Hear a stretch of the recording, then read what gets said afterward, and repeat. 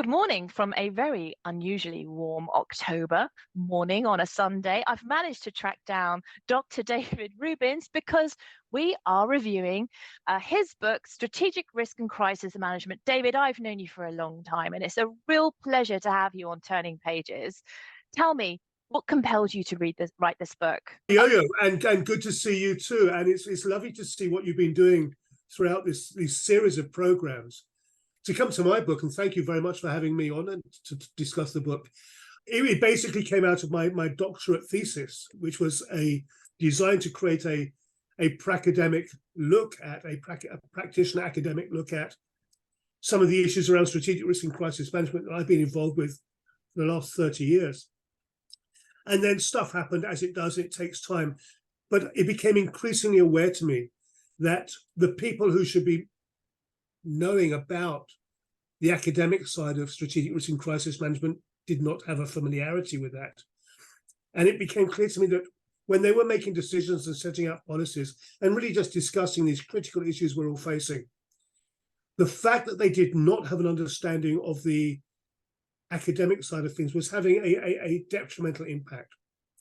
And from my perspective, having a familiarity with the academic work, brilliant academic work, that's been done over the last 30, 40, even 50 years. Having a familiarity with that work doesn't solve your problems, but it does give you a framework to discuss complex issues.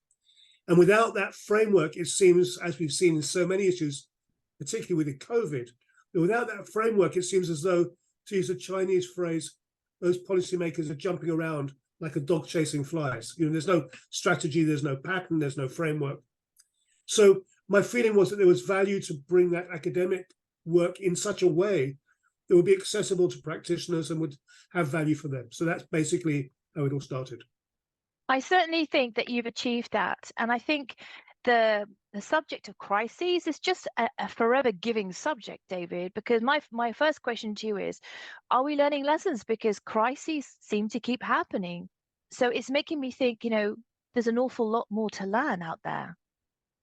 No, we're not learning, and that is the issue. I mean, if we talk about being resilient, for example, but one of the specific things around resiliency is you've got to learn lessons. You can't keep repeating the same mistakes. And as we saw for example, in the beginning of COVID, when the world went into lockdown, once we went into lockdown, the world started healing itself pretty quickly in terms of climate change, not climate change, but global pollution, for example, the purity of water in the river, butterflies coming back very, very quickly. Within 2 or 3 days, the world started saying, oh, wow, look, they're stopping poisoning us. We can now get back to it. So my feeling is, though, we're not learning lessons. And there's a phrase now that lessons identified is not the same as lessons learned. And we need to. Without learning lessons, we have no chance. Literally, we have no chance. There's a huge difference, isn't there, in being naive to risk and the impact of that risk, and then knowing the risk and the impact of that risk and carrying on anyway. There is, I have a phrase now, because as you know, I do a lot of lecturing and talking and webinars and stuff. But I have this phrase now that, we do not have a problem with climate change. I'm telling you, we do not have a problem with climate change. We have a problem with human greed and stupidity. That's our problem. But if you try and talk about climate change without talking about human greed and stupidity, it doesn't make sense. So the first thing is stop burning down the Amazon. There's now this plan, the Chinese have a plan to do deep dredging on the deep ocean because they can get minerals from there. But that screws up the whole of the deep ocean ecology, about which we know absolutely nothing, except that we know that if you do that, it'll have impacts. Yeah. So you've got to talk about those sorts of things. It shows a lack of learning that is having impacts on every one of us on a really daily basis. There's no doubt about it. You've been an incredibly good evangelist for crises and crises management. The ISRM, the Institute of Strategic Risk Management, is now a global membership body. So we'll make sure that we put links in so people can get in touch and find out more, because growing membership and being a part of a membership is really important as a security professional. But David, when you sat down and said, I'm going to start writing this book, what was that process like for you? Does it come very naturally, or is it fraught with a few challenges along the way? It doesn't come naturally. A blank piece of paper is one of the most frightening things, because you have this understanding of what you want to do, and as soon as you actually put it on paper, it's not what you want to do. That book is not the book that I wanted to write. That's the book that I managed to write. But looking at it, it's not exactly the book I would have liked to write. But I was very lucky because I had my doctorate thesis to support it. I had the framework in place. I actually enjoy very much doing research. I love reading. And I love reading about people who really know this stuff very, very well. And it can be from any perspective. But the final 3 months was 4 o'clock in the morning stuff. It was 4 o'clock in the morning, every day, 6 hours, right, getting that book as it is right now. As I say, it's not the book I would have wanted to write, but I think it's good enough. I've done my job. It's out in the world. It's no longer my baby. It's out there, and the world owns it. Well, I think it's got legs, and I think you've been very humble about your achievements. It's a fantastic product. So let's see what they had to say. Thanks, David. Well, thank you to Yo-Yo and to the team and to everybody listening. I look forward to seeing how that works out.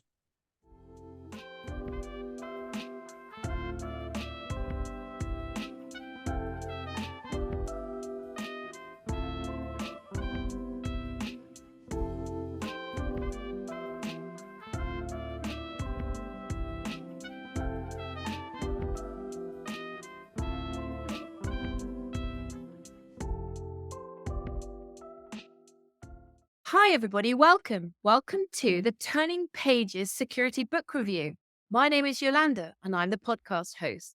And I produce this, co-produce it really, with Farah Bennis, who also sits on the panel, and you'll find out a little bit more about her very shortly. This is our 4th podcast in the series. And also make sure you check out podcast number 2, featuring Mike Kroll, who talks about the rise of security. And our last episode featured Dr. Gabriel Schneider and Can I See Your Hands? Great books. And we have another great book for you today. And the idea is that we're publishing these books written by authors in our community. So let's hope that this helps you wherever you are in your security career. And I'd like to think that this will inspire other budding authors and thought leaders and global influencers to have their own books published. If you know of a book and a great author and you think we should be reviewing that book, get in touch. Alternatively, if you're an author of a security book, please get in touch. Wherever you are around the world, thank you so much for being a part of this. Please like, share, and comment. It really helps. The book we're reviewing today is called Strategic Risk and Crisis Management. It's written by Dr. David Rubens, or David, if you know him quite well. And it's a book for modeling and managing complex risks. So everybody on our panel received a copy of the book, and they've had plenty of time to read it, and what a read it was. And they've all volunteered to be on this panel today. So let's begin. Our first panelist, as ever, is Farah Bennis. Hi, I am Farah Bennis, and I serve as the Managing Director of FFA Security Group.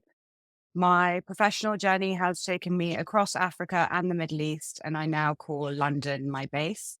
If I'm familiar, that's because you've probably seen or heard me on episodes 1, 2, and 3, and I am also a co-producer on this project. And it seems like you're stuck with me for a little while longer. I'm very much looking forward to getting into this discussion on Dr. David Rubens' book. Yes, Dr. David Rubens to you. Right, moving on to Michael Gibbs.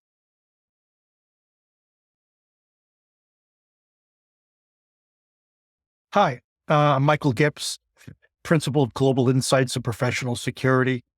I am sort of a jack of all trades in security. I spent years with ASIS as Chief Global Knowledge and Learning Officer and Chief Security Officer.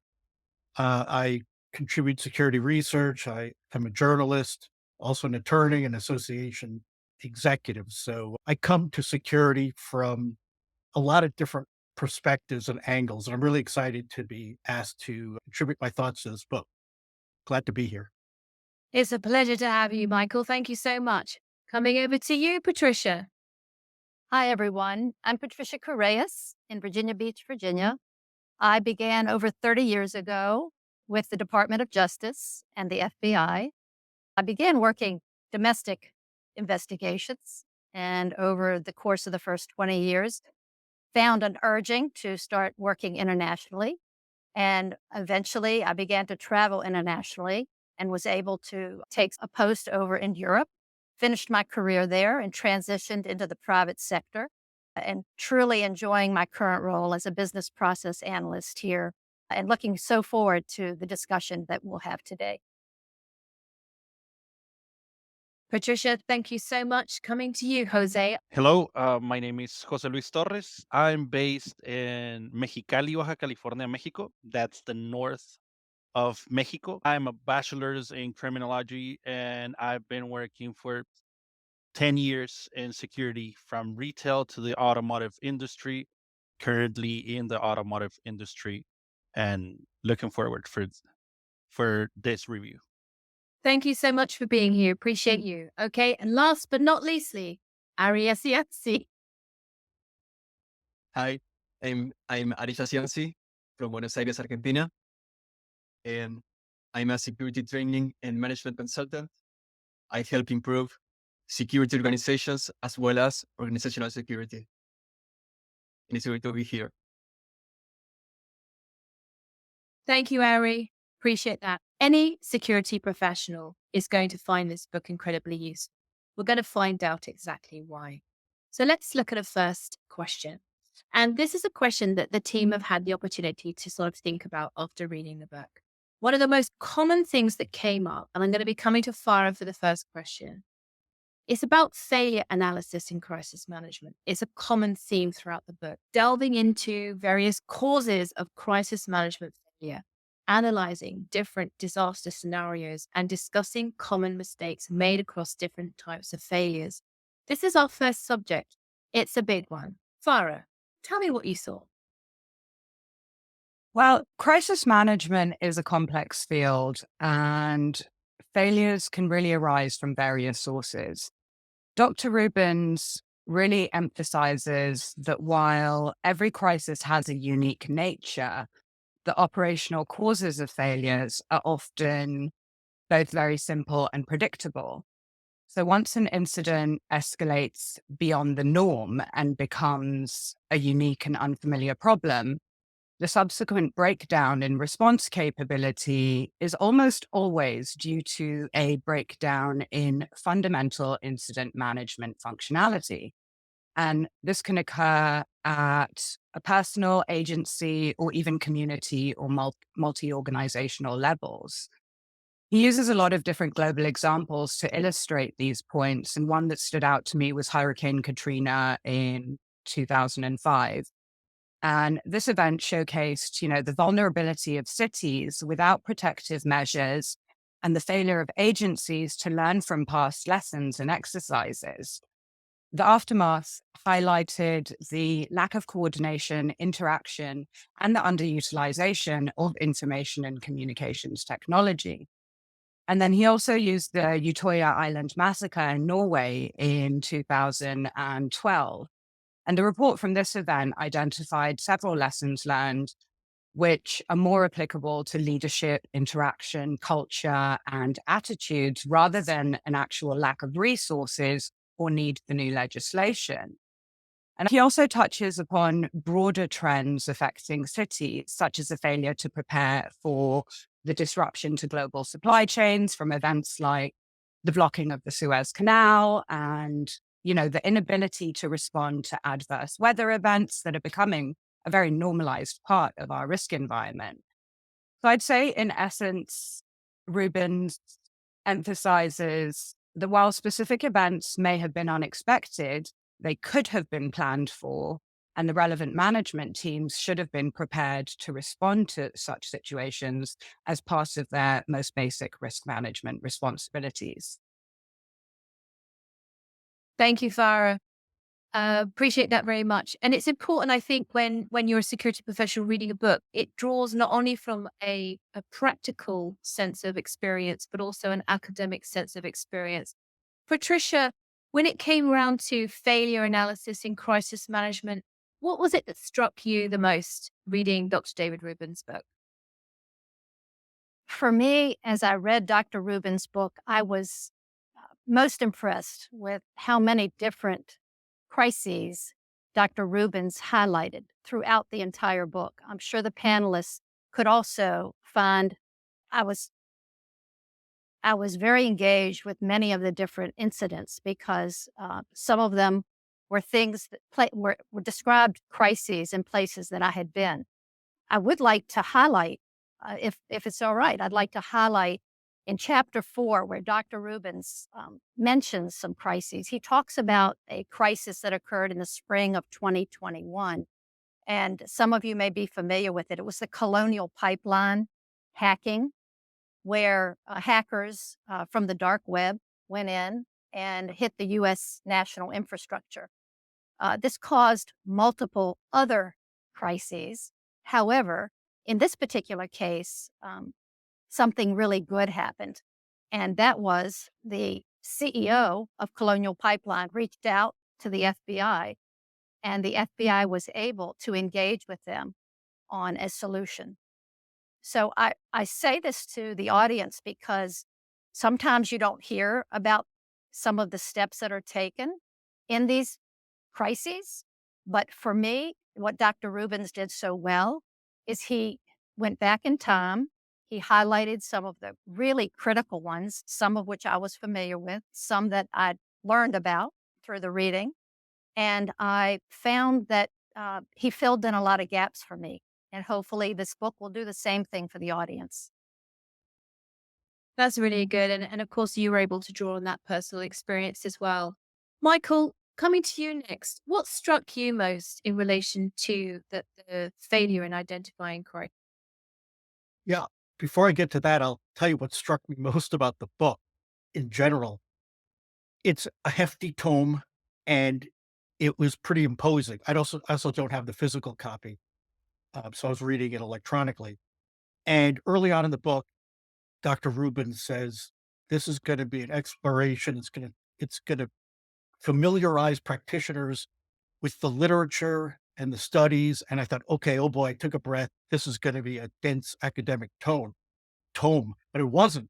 It actually, it lays out models and frameworks. But it's rich with detail, with good practices, with good analysis. And it's not, I mean, it's anchored in literature, but it's not weighed down by it. So big credit to Dr. Rubens for that and perhaps defying my expectations.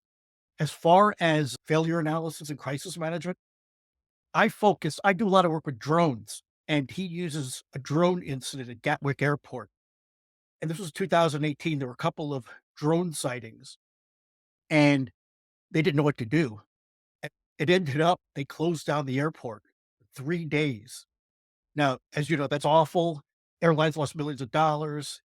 It angered customers, and the airport didn't plan for it, and they should have, because there had been 2 drone incidents just the year before. You know, this was not a black swan, it's a gray rhino, as he would put it. It was charging in their direction. Did they model that risk? He doesn't know, but it doesn't seem like they did. He makes a really good point that the drone itself was trifling from a risk management perspective. The real question was the loss of the use of the airport, the effect of the drone, because lots of things can shut down airports. IT crashes, bad weather, terrorist attacks. You remember, you know, that's happened all over the world. So not only did they not model it, but there was no process for assessing the threat level or what to do given any threat. But the biggest failure I see that he reveals is that there wasn't any way to trigger the reopening of the airport. So the thought was, well, it doesn't feel safe. We're not quite sure. We don't really have any trigger points. So it doesn't feel safe yet. So we're going to keep it closed. And then there's a biggie, which is they didn't tell their customers. And people were showing up at the airport and their flights were canceled and they didn't know and they were enraged and they're stuck at the airport, much like what happened with Southwest Airlines in the United States this winter. They had their planes, and would have been a great case study. They use a limited number of planes apparently, and they couldn't get their planes from point A to point B because of weather. So people were showing up at the airport. Their planes weren't there because of bad weather somewhere else. They couldn't get to their Christmas vacations. They couldn't meet family or go to Mexico, wherever they were. I was actually caught up in that as well. And people would show up at the airport. They weren't informed because their website wasn't up to date. Their phone lines were jammed. And even if you got through, the people on the end of the call didn't know what was going on. So I tied that Gatwick to something that's not in the book, the Southwest situation, as something that could have been modeled and should have been modeled.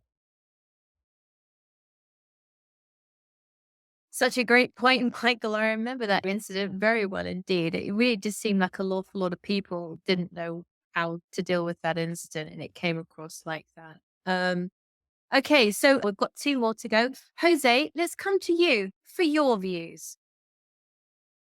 Thank you. When I started reading the book, as Michael said, and well, Patricia as well, there's a lot of information in it. I mean, you can see it as a book that it'll take a couple of hours, but actually, I started reading digitally, and I got the copy of the book because I noticed that there's a lot of information that I'll be able to highlight because I'll be able to use it in the future.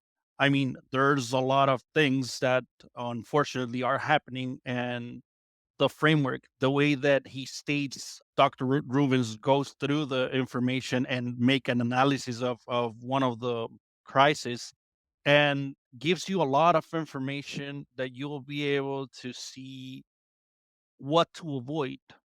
The one of the example that he makes in the failure analysis for crisis management is that almost every crisis has the same type of problems, one of them being communication. And that lack of communication evolves in subsequent problems that gives you a critical impact, which it shouldn't be there. That inability to transfer critical information from one person to the other or through the whole organizational chart, you end up wasting valuable resources. And as Patricia said, Dr. Rubens talks about certain crises from 87, the 50s, and he starts talking about the London 2005 bombings, and the response was obstructed due to the radios not working properly in the subway system. That topic was identified almost 20 years before in the King's Cross fire. How this inability to use the information gathered before gives you a waste of valuable resources that you can keep using during the unfortunate crisis in the future, and you'll be able to foresee what to do instead of just putting away fires or firefighting without a proper time frame or the criticality that needs to be for this. So, Jose, you're saying then really that the learnings are already there. We're just not learning with those original learnings, especially in terms of King's Cross, because you're absolutely right. And I think Farah might even be able to correct me if I'm wrong here, but I think because they turned the network off in relation to the communications network, that's why the radios didn't work. And yes, you're right. They should have known that that was going to be more detrimental than helpful. Good points raised. Okay. Coming to you then, Ari, lastly on this subject, what do you have to say?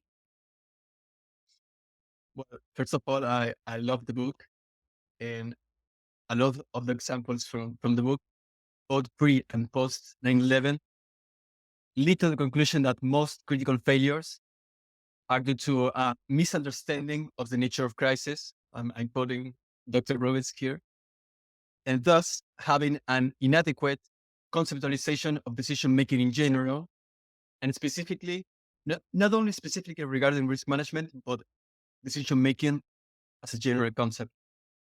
This is especially true when you consider how many organizational structures are severely outdated in terms of how they view leadership, which is something that will shape the way the entire organization functions.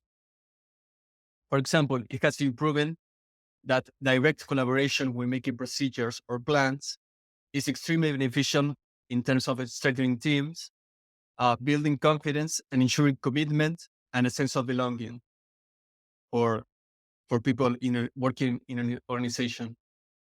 And I have been able to personally test this by performing workshops where security guards and operators all get a say on what the final result will look like a crisis management plan or a security procedure.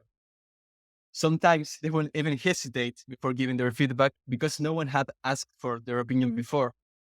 And when they do share their thoughts on security, emergency, or general risk management, they usually have something very valuable to say, even if they initially didn't think so. So any organization that thinks leadership and hierarchical control are the same thing, and that this kind of control can only be vertically exerted from the top to the bottom, are already failing, because what that way of thinking is absurd. Dr. Rubens makes it clear that good crisis management starts with a good mindset for decision-making and organizational management. And I think that includes making decision-making processes based on collaboration and inclusion. That's so wonderfully articulated, Ari. Thank you so much. And you're absolutely right. And we've covered a number of different things along with communication. So moving to Farah for question 2, it was really important for us to focus on anticipating unpredictable and predictable crises. Dr. David Rubens talks a lot about black swans and grey rhinos. Let's talk about the difference between the two and perhaps some examples from the panel. Farah, what do you have to say? When discussing anticipating crisis, it's essential to differentiate between black swans and grey rhinos. For our listeners and watchers that are here to learn and maybe don't have knowledge of the terminology, a black swan is an unpredictable event with massive consequences. These are events that come out of the blue and their impact is profound, like the 2008 financial crisis. The best strategy is to build resilience and flexibility into our systems. And this means having a contingency plan in place, diversifying resources, and really fostering a culture of continuous learning and adaptation. On the other hand, grey rhinos are these large looming threats that are visible, but we often ignore them or they're overlooked. So think of them as challenges that we do see coming, but we often fail to address. Michael, I think you might want to jump in here. Thank you, Ferris, for setting the stage with the black swans and gray rhinos. I am a gray rhino person. I think everything is a gray rhino. And you mentioned the 2008 financial crisis, which you're right, is commonly believed to be a black swan. I think it is the gray rhino because a lot of people saw that coming. I mean, not the general public, but people who are involved in finance and with mortgage lending. They saw I don't want to get into a financial analysis because I'm not qualified for that. I don't think our audience wants to hear it either, but people in the know could see it coming and they were just buying time. They were trying to get the getting was good before the whole thing collapsed. So, yeah, so my greater point is that I'm real big into thinking that the black swan term is misunderstood. And I like to think of the Alanis Morissette song, Isn't It Ironic? Maybe you remember that. She says, it's like rain on your wedding day, a fly on your Chardonnay, whatever. But none of those things are ironic. It's a misnomer. It's just bad luck. So people apply the term irony incorrectly. I think black swan incorrectly as well. So black swans are truly unforeseen. You were talking about a volcano that hasn't erupted in, 100,000 years, or is not supposed to erupt for another 100,000 years, or a huge asteroid that gets diverted to Earth, not COVID or a viral epidemic. So I like to use 9/11 as a prime example. Everyone's, oh, that's truly, and I forget what I think he calls that a rhino here, and Dr. Rubens calls it a rhino, not a black swan, because there have been dozens of planes that have been used as suicide weapons before that, kamikazes during World War II. Plane had hit not the World Trade Center, sorry, the Empire State Building previous, one landed at the White House, others have been flown into private residences. So, and there was intelligence officials disrupted a 1990s plot by terrorists who used the same tactics with airplanes to crash into facilities. So that's sort of my No, I think it's a really valid point, and I guess we have to look at these things and see what do we. I guess I use that because he used it in the book and he described it as a black swan and he used it as an example. And I guess it was the criteria went under, it was largely unexpected and took, many experts and institutions by surprise, at least publicly. Obviously, it had a massive impact, which led to global economic downturn. So, yeah, I guess, but I agree that I suppose we have to look at these things and, be open to what we perceive them as. So, Michael, my question to you is, I think you were right about the financial crisis to a point, because I think there were people already betting on the financial crisis happening. And we know that with hindsight, we know that because they've made movies about it. So one can sort of ask the question, could we really see that happening? I think the answer is going to be yes to most things. But are we prepared for that happening? And is there the preparedness mentality in place? I think is a whole other thing. So maybe black rhino, gray rhino, and one aren't so black and white definitions, because yes, we never saw the World Trade Center being hit by two planes. We almost had two black swans then. We had no idea there was going to be a second plane. But it's great for debate, and there'll be loads of security professionals listening to this, forming their own opinions. I just want to add to what you just said about people with hindsight. And I feel like with hindsight, many analysts and experts tried to rationalize it afterwards, pointing out the signs and causes that led to the crisis, but it wasn't widely predicted, as we say, at least publicly. So, hindsight's a beautiful thing, isn't it? Well, we can all learn an awful lot from hindsight, because there is a phrase in this industry that there is no such thing as a wasted crisis. There's an awful lot to learn about the suffering of other businesses and other incidents. And I think in essence, that all forms part of our better preparedness. We like to think anyway. So Patricia, be waiting very patiently there. Let's have your comment. Well, Yo-Yo, thank you, first of all, for saying what I wanted to say as well, which was when I read Dr. Rubens' chapters on the black swans and gray rhinos, I felt there was a line that was blurred for me in distinguishing the difference. And that's because for me, I have to come back to something that both Jose and Ari said earlier. And I believe, Ari, you mentioned the importance of understanding the people in your organization and being sensitive to what their needs are, encompassing them, empowering them. I want to say that I really agree with you, and I think we're going to talk about it later. And with Jose, there was mention of practice and training. And so my response here, Yolanda, is about making sure the plan that you have as a security professional is one that you have given your colleagues and your organization a chance to practice. How do you do that? My experience has been very positive because of the private sector. When I transitioned from the government work into the private sector, I was involved in creating scenarios and lessons that we would then execute globally, whatever part of the world I was responsible for or other colleagues were responsible for. We would travel there and we would actually spend time with the leaders so that we were training them and they would be involved with us for a period of time. And we would create the scenario. They did not know the scenario. It was up to us to find out and sort of do a bit of looking into the future and looking backwards as well. So I see black swans and gray rhinos as sort of a two-pronged approach, looking backwards for the best practices and lessons learned, as well as looking forward at what else can be happening. What are the indicators? Looking at the indicators, understanding the territory you're in, whether it's Asia, Europe, Africa, Brazil, Mexico, very different issues arise, but that's how I see this. A great contribution, Patricia. Thank you. Right then, coming over to you, Jose. What did you have to say on this question? Well, following up on what you just said about hindsight, with hindsight, everybody's a genius. You get all of the correct responses, but following up as well as Patricia said, aren't we really just misunderstanding the black swans? I mean, usually we just categorize everything and in the black swan, let's say, area. But isn't it because we aren't paying attention?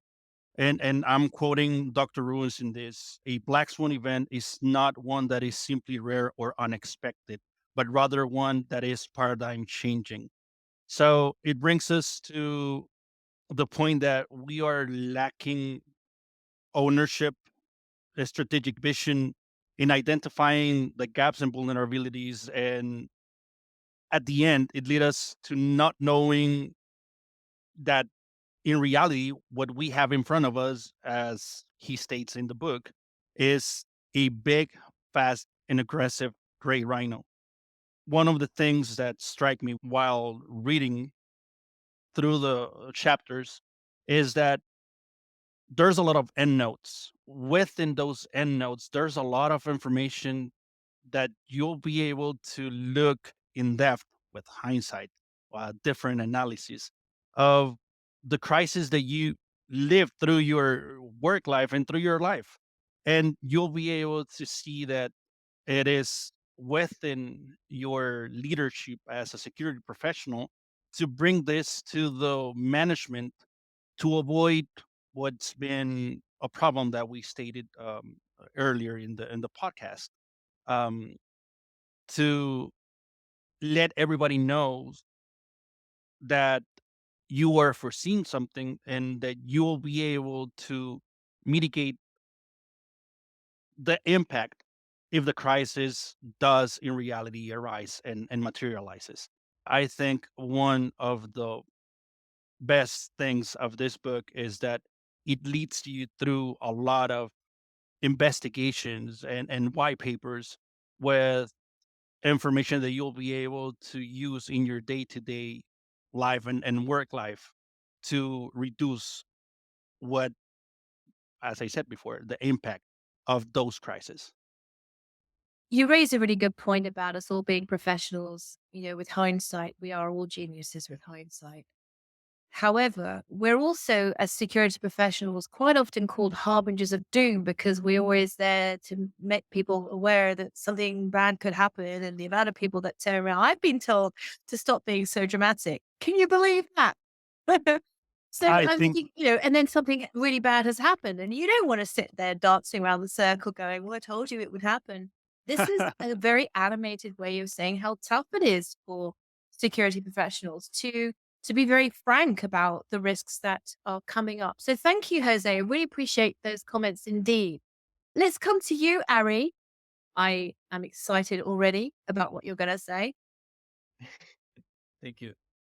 Speaking of predictability and unpredictability, I would like to bring up a concept called risk habituation, which I think Dr. Rubens doesn't mention by that name, although it really is alluded to in several chapters.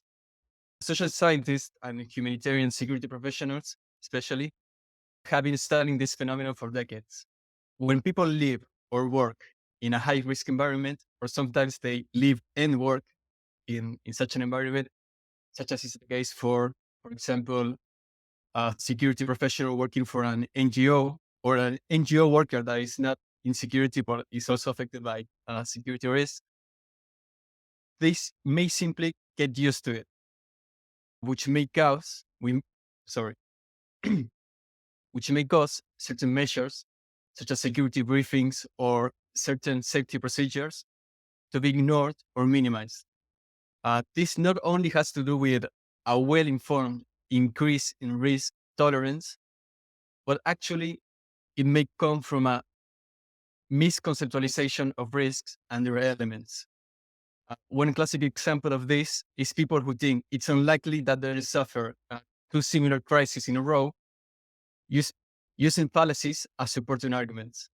They may say things like lightning doesn't strike twice in the same place, which may lead to improper decision making. Okay, but lightning does strike in the same place twice. It happened this week in England. So as security professionals, we could turn around and say, well, is that really is that really a black swan, for example, when we know it has happened? But if that hadn't happened and we didn't have knowledge of it, would we be able to say, it could happen 3 times in one place? It's certainly a good debate. I know that Michael wants to come in. Michael, what do you have to add? Yeah, thanks for giving me a chance to weigh in again. There's a lot of good discussion, and I want to acknowledge excellent points that were made about about hindsight and hindsight bias. You've heard about the economist who predicted 5 out of the last 3 recessions. We don't want to be the boy crying wolf or whatever. And so I wanted to clarify: you lose credibility if you keep predicting things that don't happen. You can say, "Oh, I predicted that," but great, you use our resources, or we had opportunity costs by predicting things that didn't happen. So you don't want to be that. So you want to prepare for gray rhinos so that they're not all hindsight. So how do you do that? We're always assessing risk, doing future scanning. How do we make it manageable? I'm leaving that as more of a question than an answer, because the infinite number of risks and things going on. Society is incredibly complicated with geopolitical risk and environmental business factors. And you're always assessing risk looking. So how far do you go down your risk register until it's like, okay, this is not worth my time anymore?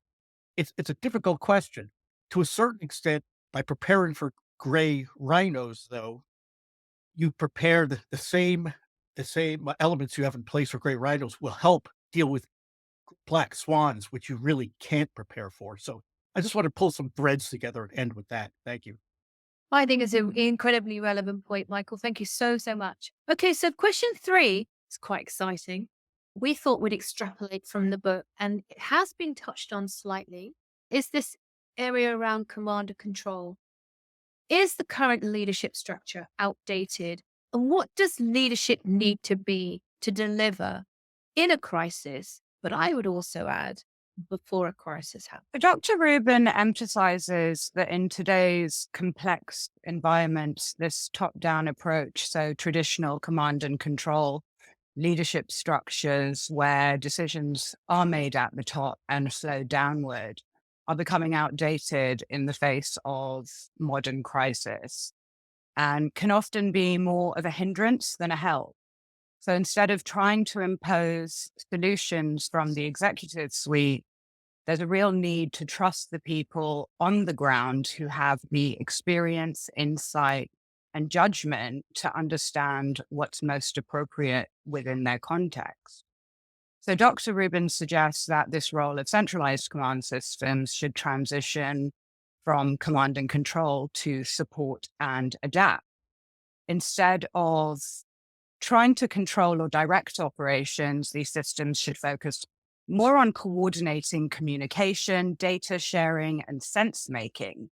And this shift acknowledges the inherent value brought to the response program through local knowledge, shared decision making, and also the belief that the focus of the response lies at the community level. So in essence, that leadership in crisis management needs to be more collaborative, adaptive, and decentralized, emphasizing support, coordination, and flexibility over strict control measures. And this approach not only respects the autonomy of individual agencies and actors, but it also fosters a more effective and agile response to crisis.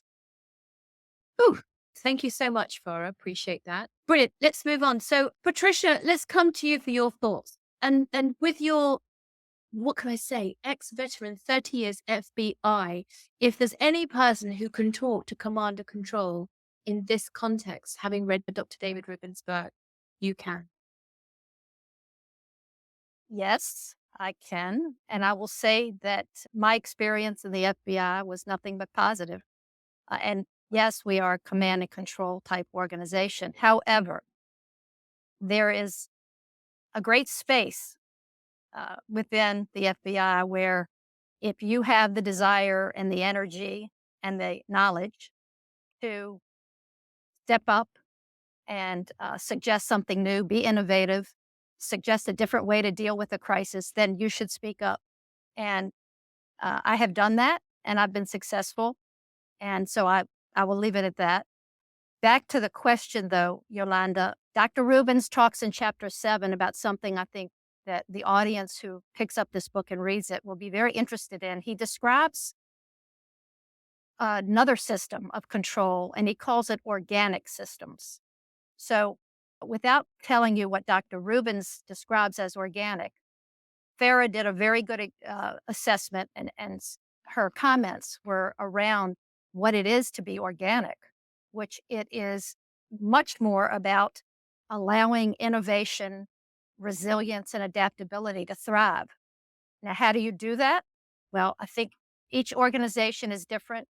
You have to look at the structure, the culture of where you are, and you have to speak to that. It won't be the same for all of us because the automotive industry that Jose is dealing with is different from the uh, production machinery that I'm dealing with here, and so on. So I just believe that for us, leadership, in my opinion, needs to embrace creativity, innovative thinking, and allow the people on the ground. I believe, Farah, you referred to people on the ground because I have relied on people on the ground in major crises, and the crises were resolved to the best of the ability of the organization. In those instances, I couldn't do it from where I was, but the people on the ground that I went to, they could do it. So I hope that that resonates with many of you. Thank you so much, Patricia. So you're basically suggesting that good command and control is about looking at things from different perspectives, and it's very hard to do that if you're not used to doing that 100%. So coming to you then, Michael, command and control, and reading Dr. David Rubens' book, what did you pick up from that? Well, I picked up more questions than answers to say the truth. I like the previous comments, both about sort of working on the ground and being, being part of a collaborative team and maybe being empathetic and using those skills and, working with people who are most likely to face a crisis. As a matter of fact, my favorite way, I do crisis training, and my favorite way is to actually run through simulations with the people who are most likely to experience the crisis. So not the CEO and you know, the CFO and executive directors, but the security officer, the receptionist, the shipping and the person at the loading dock.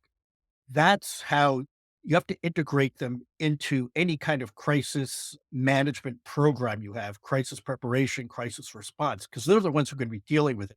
So, in that sense, it's almost ground up.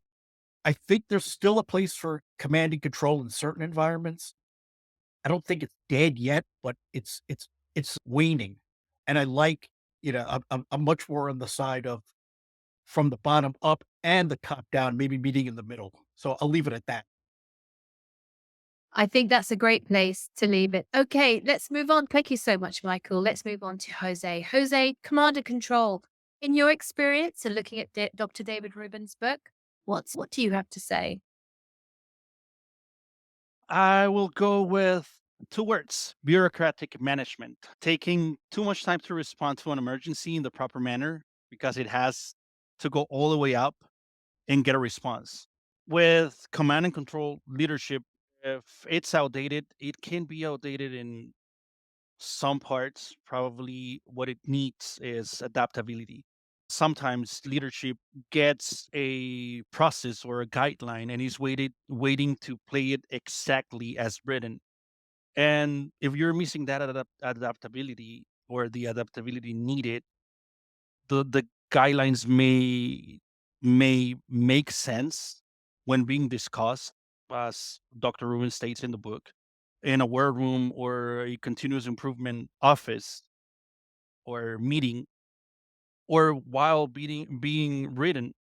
But in reality, it can be counterproductive because you're not living the crisis at the moment. I think crisis management shouldn't be imposing processes. It should be able to adapt accordingly to the demands of the specific tasks necessary, as Farah said in the beginning, for the agile with an agile methodology to get things done with the criticality and the response and the immediate response necessary to reduce, as I said before, the impact that this crisis will bring to our company.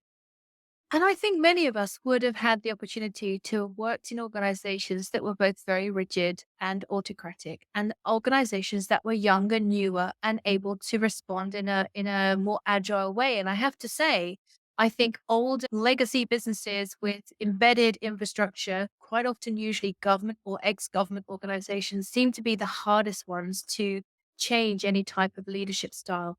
You look at your startups, for example, startups tend to be an awful lot more agile. They make decisions much, much quicker. They need to. They have to survive. Okay, so Ari, coming to you, and let's see what you have to say around command and control. Very well. I touched a bit on this before when I said that if leadership isn't inclusive throughout the whole vertical and horizontal structure, they won't be able to further collaboration, commitment, confidence, and a sense of belonging. But there's also something else to say about this, which is that it's something that I like to call continuity of leadership, which is sort of included in typical business continuity management standards and such, but usually it's briefly mentioned and it's not given that much thought. A continuity of leadership is based on the understanding that just as critical systems exist and are discussed all the time, there are critical people in key positions that are absolutely necessary for the organization to function. These people may not necessarily be in traditional leadership positions, but may be around and across the entire organization. So I think one way that leadership needs to step up and stop being outdated is to start working on two things, two key aspects of continuity of leadership. One is succession planning, which is, okay, let's say tomorrow I'm sick, or I win the lottery, or whatever happens to me, who will continue my work in the short term in case something happens to me. I mean, if I stop going to work tomorrow at my consultancy job, does the consultancy firm stop forever, or will I need to be replaced? Will we lose those clients, or is there something we can do in the present to address those issues before they happen? And there's the other key element, which is more for the mid and long term, which is leadership development. You start to develop the high potential employees, not just the high performance employees, but the high potential employees in the sense that they are the future leaders of your organization. So, and you have to do that with a formal process that includes telling the people, hey, I think you will be a great leader, and I want to make a plan of development so that you can be a leader in my organization later. So as long as leadership doesn't start doing that, I think it will be hard that we can handle crisis better, especially when you have companies that are so personally dependent on the leadership. And you can see that now, Ari. You can see it with the next gen taking over. The next gen are now managing directors and CEOs, and then the next gen after that. And we will see the change. I think, if anything, we're probably all just a little bit frustrated that it isn't coming soon enough. And will it come before your business succumbs? That's the point. Okay, Farah, coming to you. This is for question 4. Now, this is a very loaded question, so I kind of want to blow your mind a little bit, really. We're talking about the criticality of urban population resilience. And I had a conversation recently about national resilience in relation to the general public. Let's look at aging infrastructure, overpopulation, resource depletion, water poverty, the marginalization of the poor integration, communication between agencies, political issues. I mean, there's an awful lot there. We're not all about doom and gloom. How does David use examples globally? I mean, it's a big topic, but I think urban resilience is a pressing concern in the modern world, especially given the myriad challenges that cities face. So Dr. Rubin really delves into the vulnerabilities of cities, highlighting that this facade of urban invincibility is fragile.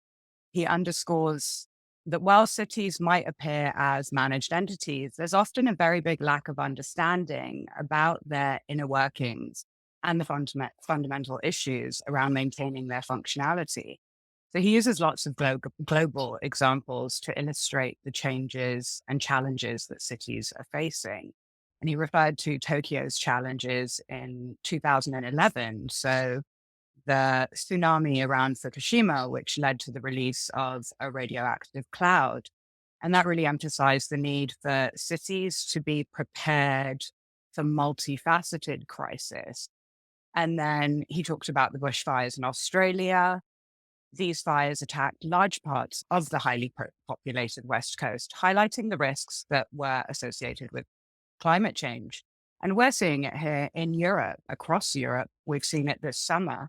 So, this ultra high temperatures, unprecedented flooding, which has really emphasized the need for better urban planning and resilience measures. And he also touches upon these broader trends affecting cities, such as accelerating industrialization, rapid population growth, widespread malnutrition, even, the depletion of non-renewable resources, and a massively deteriorating environment. So in essence, he really emphasizes that cities as the pinnacle of human social organization are at a massive crossroads. The challenges that they face from infrastructure failures, extreme weather events, and socioeconomic disparities require a rethinking of urban planning and governance. The resilience of cities, it's not just about infrastructure. It's also about fostering communities that can adapt, innovate, and thrive in the face of adversity. Absolutely. Thank you, Farah. Appreciate that a lot. And it's a big question, isn't it, to ask you, Patricia? Patricia, it's very loaded. What struck you when you read Dr. David Rubens' book in relation to sort of, bigger resiliency? For me, I actually have seen this with my very own eyes in some of the countries where Dr. Rubens talks about the direct relationship between population growth and urbanization. So I'll just cite one example for you, and that would be in India. I traveled through the country as a senior security manager covering India. I did my work, and during the course of those days, I witnessed extreme flooding, extreme poverty, and a number of other things that hard to believe this is the way people in those lands live, because it's not something I've ever experienced, nor do I ever want to. I think Farah makes a very interesting point. Are we managing this issue of urbanization in these places where there is extreme poverty, extreme rapid population growth, and is anyone doing anything about it? That's the question I ask the audience, because um, although I don't live in India, there are people who live there and they care about this issue. So Dr. David Rubens does an amazing job of talking about a lot of other countries as well. But I personally can tell you that's one country where I saw pinpoint exactly what he described in this part. Okay, very good. Coming to you. Thank you very much, Patricia. Coming to you next, Michael. And I've just got a feeling that this is a passionate subject of yours, this one. Yeah, it is. It's also terrifying the way Dr. Rubens puts it. He makes the correct case that, cities have largely driven society in terms of arts, business, culture, but they also spread diseases, ecological disasters, crime, food scarcity, failing infrastructure, that sort of thing. I'm from New York and not from the city, but I spent a lot of time in the city. And it really makes me, think about how sophisticated the network of ecosystems in any city is. So just thinking about New York, and this applies really anywhere, you have an elaborate subway system with, miles and miles of infrastructure, rail systems, multiple ports, airports, a sewer system, an electric grid, roads and bridges, public health. I mean, on and on and on. Incredibly detailed, incredibly sophisticated, and they're all intertwined, but they're also specialized. So how do we create interfaces between them? I mean, obviously they exist, but if we don't know anything about, I mean, I couldn't tell you anything about the sewer system. I couldn't even tell you where the sewer empties out to, but someone's got to know that. If we're going to really think in terms of risk, we have to be familiar with what our comrades are doing. So how can we avoid linking them? And well, how can we avoid cascading outages among them? Uh, and I talk about gray rhinos lining up. You can go to any city and, oh my God, that's going to fall apart. That's going to fall apart. It's like, and you can't be a harbinger of doom. Just one other point. Dr. Rubens, I like how he goes back into history and he says, a lot of this is really new. The ancient Greeks worried about overpopulation. Rotterdam and London were flooding in the 1200s. The Great Fire of London in 1666. Sort of, you talked about, never waste a good crisis. They rebuilt in a different style. I think all the way up to like the 2010 Haiti earthquake. My concern now is, yes, we have that past as prologue, but now we're building smart cities, so-called smart cities. We're adding another sophisticated layer of infrastructure over this. We're now in a cyber physical social world. We're looking at a world with everything is tied to prop tech, right? So every building is measuring something. Every bridge is, measuring how many cars come over, blah, blah, blah. We'll have self-driving vehicles and another ecosystem where if something goes wrong, you can have massive consequences, right? Or will there just be a few wealthy cities that do it, like Singapore, Dubai, and Monte Carlo, for the ultra elite? So that's where I'm thinking. It's like we have this whole background, we have the whole history, but now everything is so much more complicated. The infrastructure is so much more burdened. We're depleting our resources. Now we're going to the cyber world to link everything and add on to that. It's an incredible challenge and something I definitely think about.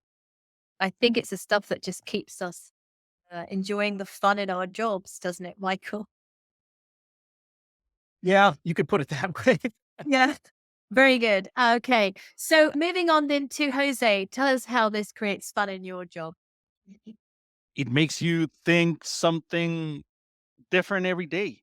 As Michael said, everything is interconnected. If we look back at one of the crises that he goes through in the book, the Suez Canal emergency, it showed the impact that it has a single topic that most of the people aren't aware that could happen, that there's an issue that evolves into an impact to everybody around the world because we weren't able to foresee or do something against it.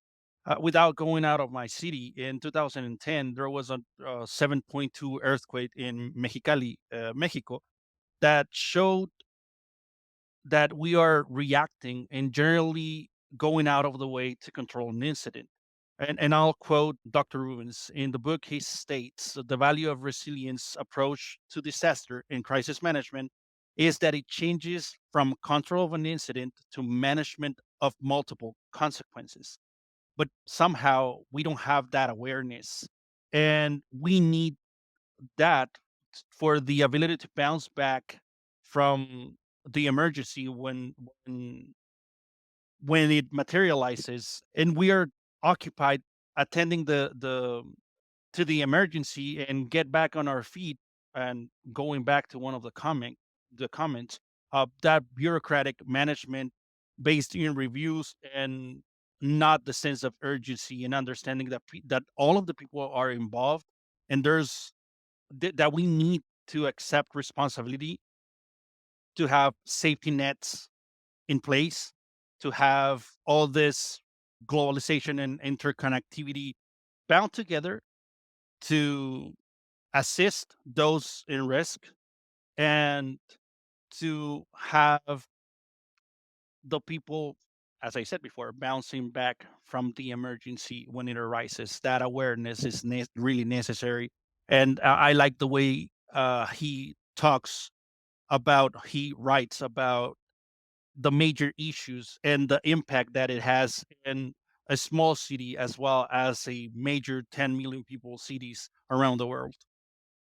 Thank you, Jose. You're absolutely right. So, lastly, on this subject, coming to Ari Asiamsi. Ari, I mean, look, even from your perspective in the Southern Hemisphere, what do you think you took away from what Dr. David Rubens wrote around these long-term issues that we're dealing around criticality? Well, when I was younger and started studying disaster risk management in college, one thing they told us from the very first day was that a community's capability or risk management could not surpass its own level of development. If the population isn't already relatively developed in terms of housing, food security, sewage systems, and such, you will rarely be able to make them resilient to disasters. So the takeaway from that was always that general social vulnerability always came first before specific vulnerability to a disaster. An example from this, from Dr. Rubens' book, is the mad cow disease epidemic of 2005, where there were incident command systems stated that were slightly more advanced and posed higher expectations for crisis management that its compulsive members had. So you may have the most comprehensive systems and processes in place for managing urban risks, but if the population and the organizations that have to participate in them haven't sufficiently matured their decision-making methods or risk viewpoints, your capabilities for handling a crisis are going to be undermined from the very beginning. Which, of course, unless you're a high reliability organization, it's very depressing to know. And if you're in an underdeveloped country, it's doubly depressing. Yeah, I feel you, but you say it with a smile. So it's automatically Yes. reassuring, Ari, knowing that you're there with your hand on the pulse. Okay, so thank you, everybody. What we're going to do now is a very quick round robin. You've got about a minute.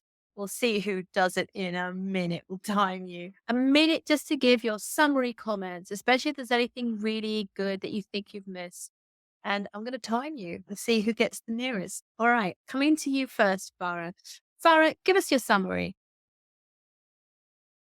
Only 1 minute.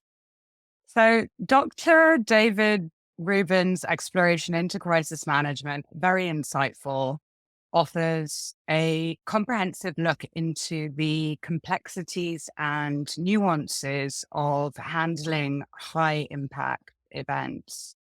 He draws from many real world examples like Hurricane Katrina to the Utoya Island massacre.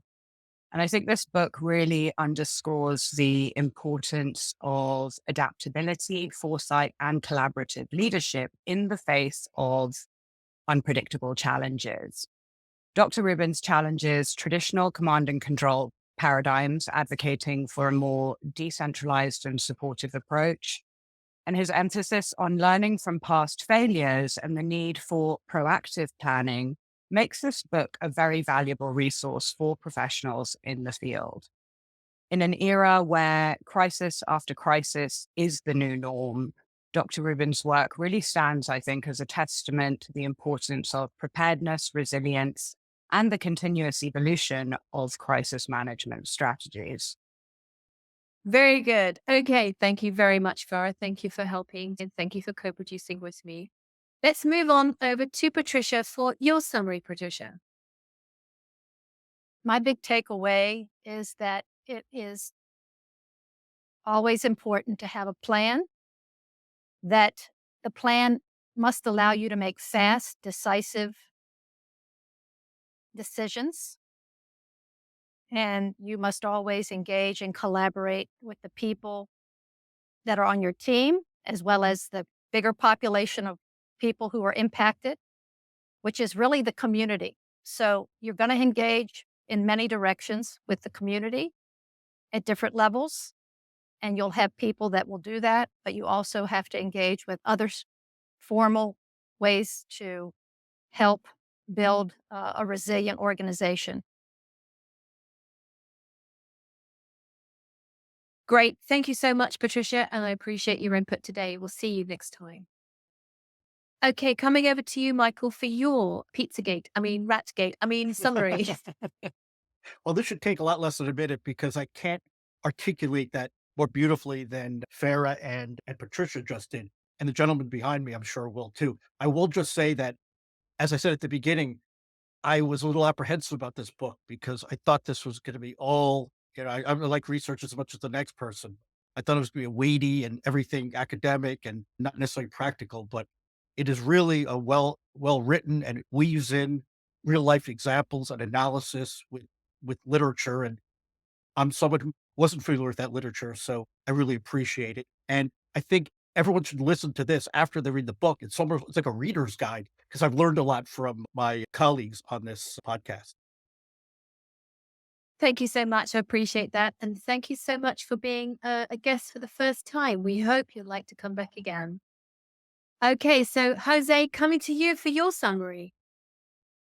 Well, if I get something, I'll read from the book, page 50. If there was one lesson to be learned, is the fact that just because a book wins prizes and is on the New York Times, it says, bestseller list, doesn't mean that it is correct. Why? I can summarize with that because it's telling you the scientific method in the end. If there's new evidence, get it, use it, and improve, adapt. The way that he goes through emergency that we saw online, that we saw on the news, and you can get something out of it. I'll go to another quote from the book. Crisis is something that is a terrible thing to waste. Go through it. I really recommend you to get the book and read it um, in depth. Awesome. Thank you very much for your profound comments. And it was great having you as a guest for the first time on episode 4. We hope you'll come back, Jose. Okay, so last but not leastly, the lovely Ari Asiansi from Argentina. What would you say is your summary, Ari? Well, I love the book. I loved specifically the quantity and quality of quotes and references. If I ever need to write a thesis or any other kind of academic paper on crisis management, this will be my to-go book because it is so comprehensive and so thoroughly researched. But not only academics, I would advise any risk and security professional to get a copy of this book and keep it around because it will surely come in handy. Thank you so much. And we'll see you next time. Okay, so I just wanted to end with a couple of comments. I know that David Rubens cites in his book a comment from Greek mythology, a comment that says, there is nothing permanent except change. I love that for all the people that don't like change, because systemically, humans don't like change. So a lot of words here today, but some very key messages: leadership, communication, preparedness, practice, adaptability, evolving, learning. These are all great places to be in. I have just 2 lasting thoughts. One thing that you can take away from this is, are businesses preoccupied with failures rather than successful outcomes? And is there such a thing as a zero failure organization? And you can ask yourself that question about the business that you're in. Are you more focused on failures than successful outcomes? And then just very lastly, because I like the man very much, on page 241, David Rubens writes, President Barack Obama gave a presentation in 2014 in which he outlined in detail the threats of a global pandemic. He stated, we have to put in place an infrastructure, not just here at home, but globally, that allows us to see it quickly, isolate it quickly, and respond to it quickly. And I just think these are incredibly good words that really do summarize what we talked about today. Grab the book enjoy it. And if you can, just reach out to Dr. David Rubens and say hello and tell him that you love this book. David, thank you so much for your time. Thank you so much to everybody else. I'm going to bring you all in. There's Patricia, Farah, Michael, Jose. And this is the bit where you'll get to wave goodbye. Thank you so much, everybody. Thank you. Bye. Jose. Awesome. Thanks, everyone.